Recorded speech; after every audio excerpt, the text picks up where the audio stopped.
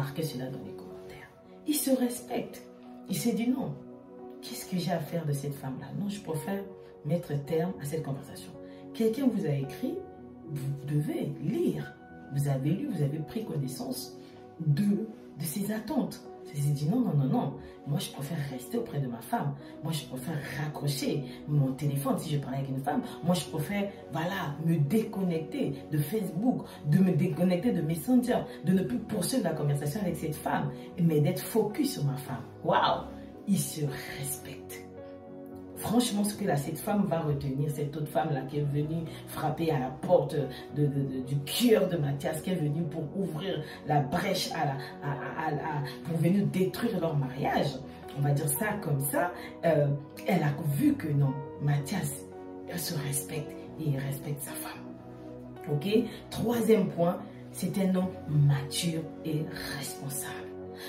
Ça va de pair. Hein. Un homme mature est toujours responsable. Un homme immature, il est toujours irresponsable. Donc lui, c'est un homme mature. Un homme qui prend le temps de réfléchir, qui dit, mais qu'est-ce que je suis en train de faire? C'est vrai, je n'y attendais pas. J'étais là en train de dormir avec ma femme, j'ai reçu un message, une notification. Je suis allée lire, mais non, je réfléchis. C'est acte que je veux poser. Non, non, non. Cette femme, je l'aimais à l'époque. Donc si j'ouvre la brèche là, non, non, non. Qu'est-ce que cela peut causer comme dégâts? Il regarde sa femme, il dit non, ma femme là ne mérite pas que je puisse poursuivre cette conversation, que je puisse aller loin avec cette autre femme qui vient frapper, en tout cas à la porte de notre foyer pour me détruire, pour détruire mon couple, pour détruire ma famille. Waouh, on en parlera, surtout l'histoire de la famille, on va en parler. Ok? Donc, quatrième point, c'est un homme qui a un bon cœur. Marquez dans les commentaires.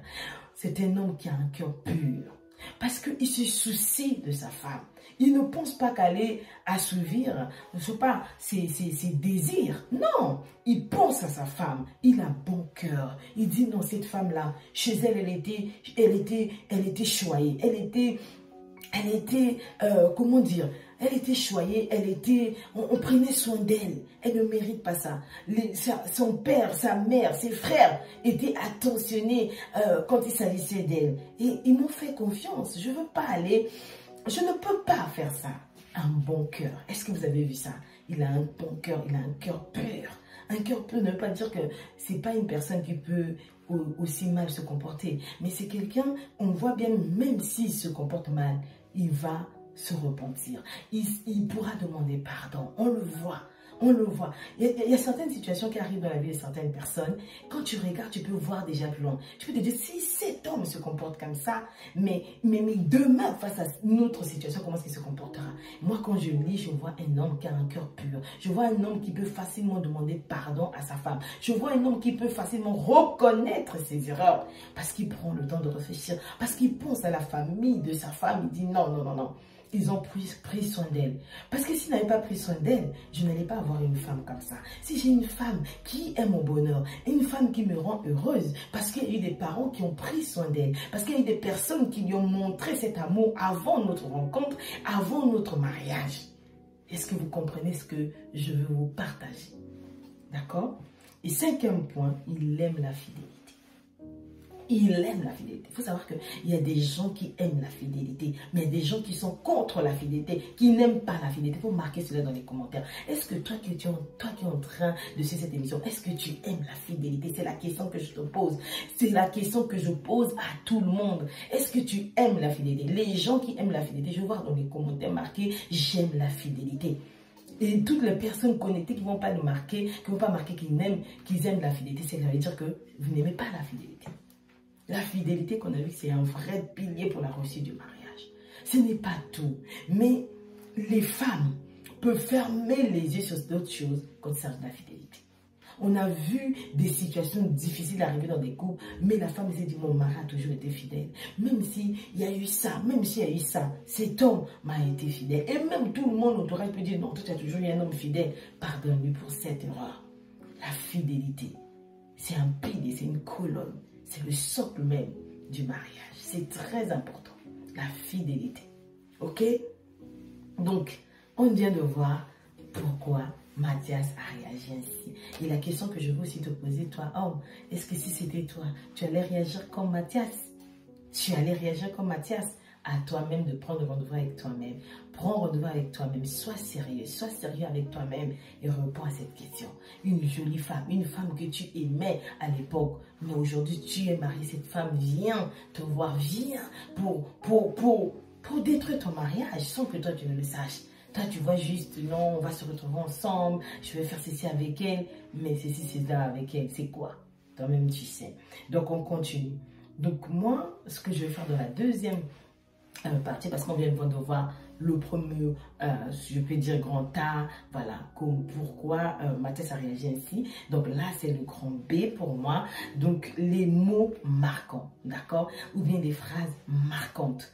Les mots qui m'ont personnellement touché dans cette histoire, dans ce qu'il a dit, parce que c'est pas quelqu'un d'autre qui l'a dit, c'est lui-même qui l'a dit.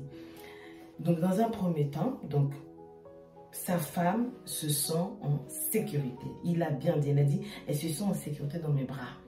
Elle dort dans mes bras, une nouvelle maison, c'est-à-dire qu'elle a commencé à vivre nouvellement avec son mari et elle se sent à l'aise au point de dormir. Tu n'as jamais dormi avec cet homme, mais tu arrives parce que tu as grandi dans la maison de tes parents, tu connais ta chambre, tu connais ton lit, tu sais que dans la maison, il y a mes parents à côté, il y a mes frères, mais là tu arrives dans une nouvelle maison avec une nouvelle personne, une personne que tu as rencontrée, peut-être ça fait une année, peut-être ça fait 2 ans, mais tu n'as jamais vécu avec. Mais tu dors profondément. Pourquoi? Parce qu'elle se sent en sécurité. Et c'est un homme qui le dit. Non, ça me dépasse quoi. C'est-à-dire qu'il est tellement conscient. Il est tellement conscient de ce qui se passe. Quand il voit sa femme, parce qu'il y a des hommes qui ne regardent même pas. Ce n'est pas leur problème. Il monte au lit, il dort comme s'il est célibataire. Non, tu es marié, dors comme un homme marié. Dors comme un homme marié. Il faut savoir bien dormir. Plusieurs personnes commettent des erreurs dans la vie parce qu'ils ne sont pas conscients de ça. Tu dors comme ça. On a vu un jour une femme dans la Bible, qui a dormi sur son propre enfant. Et l'enfant est décédé. Elles étaient deux mamans. 2 mamans. L'une, quand dormait, elle faisait attention que non, là maintenant je suis devenue maman, j'ai un bébé que je dois prendre soin.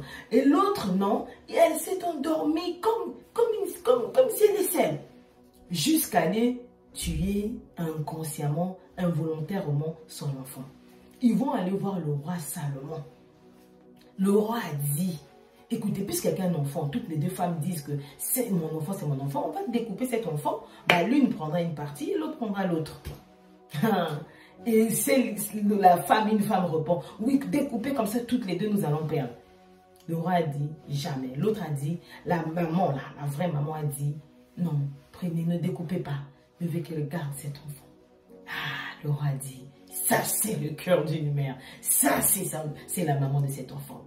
Vous voyez, il y a beaucoup d'hommes qui dorment sur leurs femmes, qui tuent leurs femmes.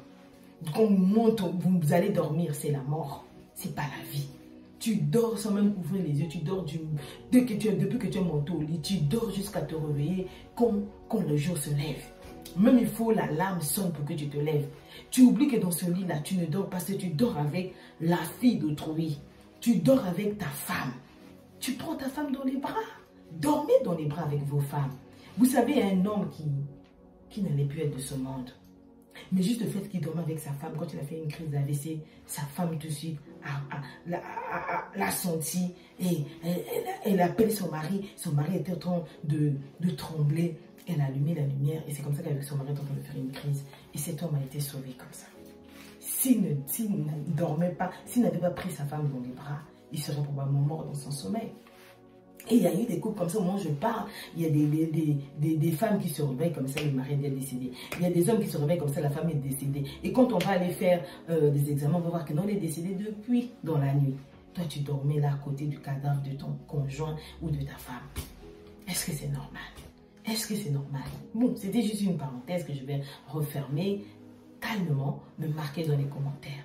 Vous voyez, cet homme-là, il a bien réalisé que sa femme était en sécurité dans ses bras d'amour. Ok? Et je vais dire aux hommes, n'ignorez plus jamais ça. N'ignorez plus jamais ça. Il y a des femmes qui montent dans le lit, elles ne dorment pas. insomnie sur insomnie. Elle bouge dans tous les côtés parce qu'il n'y a pas déjà la sécurité. L'homme, il dort sans même se soucier de sa femme. Ok?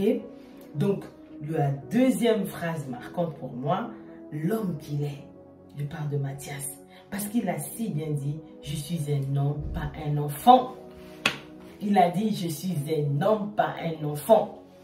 Vous voyez, il est conscient que lui, en tant qu'homme, nous, quand on parle ici, on dit non, il y a des hommes qui sont comme des enfants, vous vous énervez. Vous vous énervez, cher homme. Vous voyez, un homme comme ça, honnête, un homme intègre, un homme normal, lui-même, il reconnaît qu'il n'est pas un enfant. Pour dire qu'il est conscient que là, je suis un homme. Mais il y a des hommes qui sont comme des enfants. Il sait qu'un homme qui va tromper sa femme, c'est un enfant. Il se comporte comme un enfant. Parce qu'il n'y a qu'un enfant qui peut détruire ce qui est bien. Le mariage est précieux. C'est sacré, on le dit. Le jour où tu te maries, que ce soit devant ta famille, que ce soit à l'état civil, que ce soit à l'église si tu es croyant ou croyante, on te dit si bien que on te dit que le mariage est sacré. Maintenant, pourquoi toi-même, tu sais qu'il y a quelque chose de sacré, tu sais que le mariage est sacré, mais toi-même, tu commences à introduire d'autres personnes. Tu commences à introduire des femmes étrangères. On t'a bien dit femme étrangère, c'est pas ta femme. C'est pas ta femme. Femme étrangère. Vous n'allez pas vous entendre. Elle ne parle pas le même langage que toi. Toi, tu es non marié. Elle est célibataire. Ou bien elle est mariée aussi. Elle ne parle pas le même langage que toi parce que tu es un homme pris. Un homme d'autrui. Tu appartiens déjà à une autre femme. Voilà. Il a dit. Il a dit. Hein? Parce que comment est-ce qu'on peut reconnaître que quelqu'un, un homme est un enfant? Les actes que tu poses. Comment on peut dire que je suis adulte? Mais parce qu'on voit ma conduite. Hier, on me lavait. On me donnait à manger. Moi, aujourd'hui, je me lave moi-même. Je mange moi-même.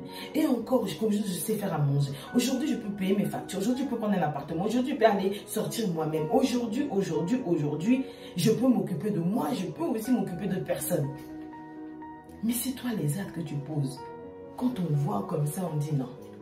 Tu vois, vous voyez vous-même comment est-ce que c'est important? Ça m'a beaucoup touché. Un homme, chaque homme doit savoir qu'il est un homme ou il est un enfant. Donc je te pose la question, est-ce que tu es un homme ou est-ce que tu es un enfant? C'est pas parce que tu dis de ta bouche que non, je ne suis pas un enfant, je ne suis pas un enfant, que tu n'es pas un enfant. C'est les actes que tu poses qui vont démontrer si tu es un enfant ou tu es un homme. Quand tu ne donnes pas la paix à ta femme tout le temps, tu emmènes des problèmes et des problèmes. Toi-même, tu bouges là. Aujourd'hui, c'est une autre, c'est Madeleine. Demain, c'est Thérèse. Après, demain, c'est Awa. Après, non, non, il est temps d'honorer cette institution. D'accord? Donc, troisième phrase qui m'a touchée, il a dit, je me battrai toujours pour être un homme qui ne trompe pas sa femme. Regardez cet homme, franchement, c'est poignant. Il dit, je me battrai toujours pour être un homme qui ne trompe pas sa femme. Donc, c'est-à-dire qu'il est conscient que